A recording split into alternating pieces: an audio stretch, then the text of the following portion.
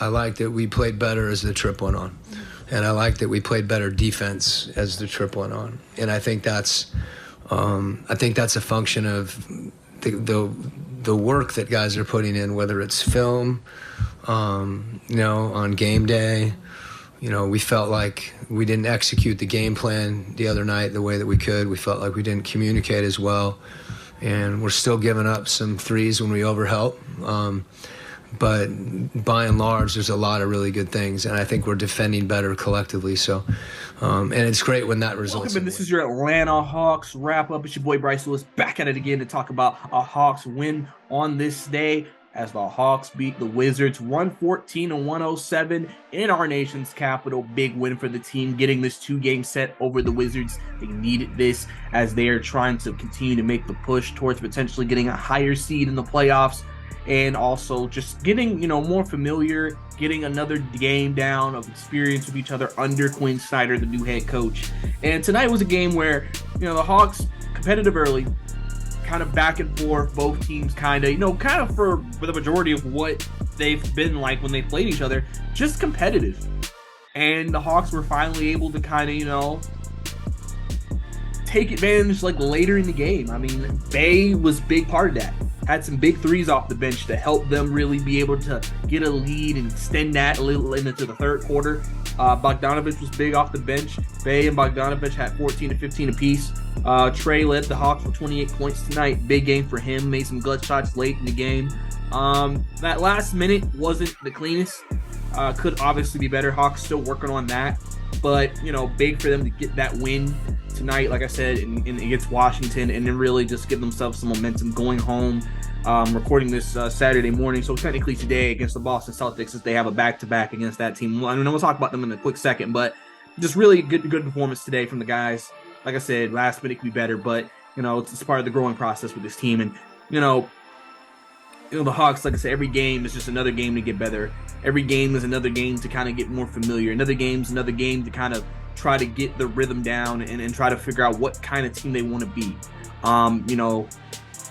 John Collins, the stats don't say a lot tonight, but he did some big things tonight. Had a big rebound to get Trey a 3 late in the game. He's a guy who, he's always done the little things. And, a lot of people are going to crap on John because he doesn't put up the big numbers for the money we're paying him, and I get that. But he does a lot of little things that you want a guy to do, and that's really helped the team out here. DeJounte Murray still doesn't have his shot back yet, but, has had 7 rebounds, 7 assists tonight. So he was active, rebounding, and getting guys, good looks. And that's what you want to see. DeJounte isn't always going to have big nights. Hopefully against Boston, he can get back on track offensively. I mean, at 16, that wasn't bad, but he's a 20-point-a-game scorer for this team this year. So you want to see him around that if you can. Hunter had a pretty good game tonight as well. And I think, that's what you need to get from your guys. I think, you pretty much have your rotation, I think, for this point on. I've already talked about Jalen Johnson. I think, he's pretty much what the team needs right now because they need a big wing who can defend, play, and defend multiple positions. And that's what Jalen Johnson brings to the table. Not saying that we're not going to see AJ again, but, I feel like Jalen's best player for this situation right now, especially, again, got Boston coming up today.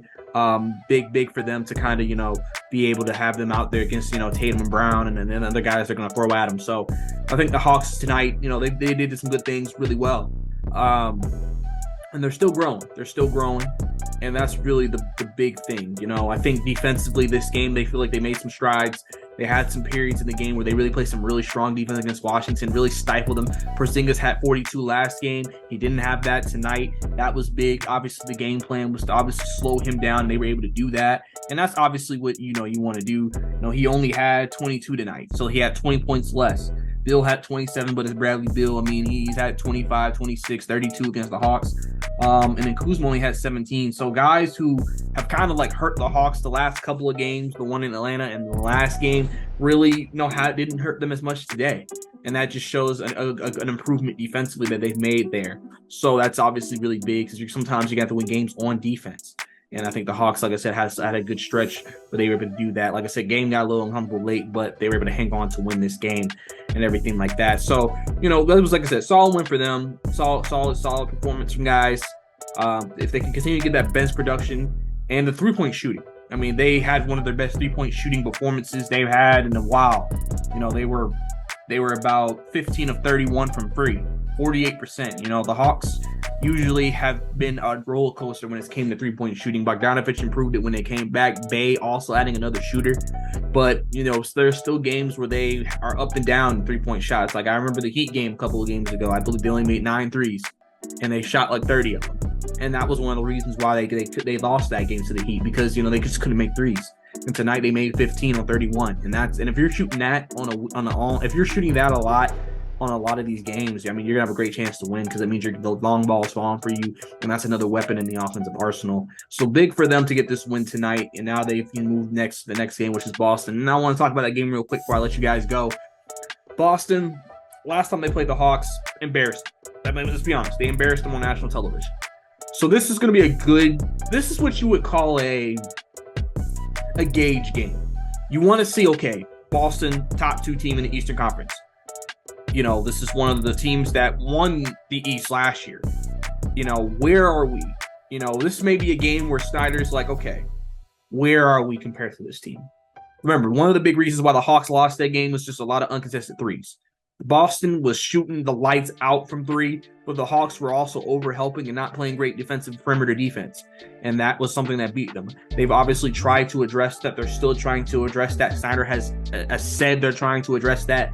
And, you know, I think it'll be interesting to see going against a team like Boston, how the Hawks stack up. Against Milwaukee this year, for the most part, they felt like they were pretty competitive. Felt like we can play with those guys. Boston is a team that, can they compete with them? Or is it just a bad matchup? I think this is going to be interesting to see. I'm interested, I guess you could say an X-factor matchup is to see how Jalen Johnson performs against guys like Jason Tatum and Jaylen Brown. Maybe that's something that Snyder can keep in the back pocket if he feels like, you know, defensively, I might need this more. I feel like there's going to be an interesting debate that's going to come with Johnson and Bey, because Bey obviously gives you the offense, but Johnson can give you the defense, and you're going to have to make a decision what's more important to you in that moment, especially when you're playing a team against Boston, which their strength is their wings. So it's going to be interesting to see what happens with this team moving forward.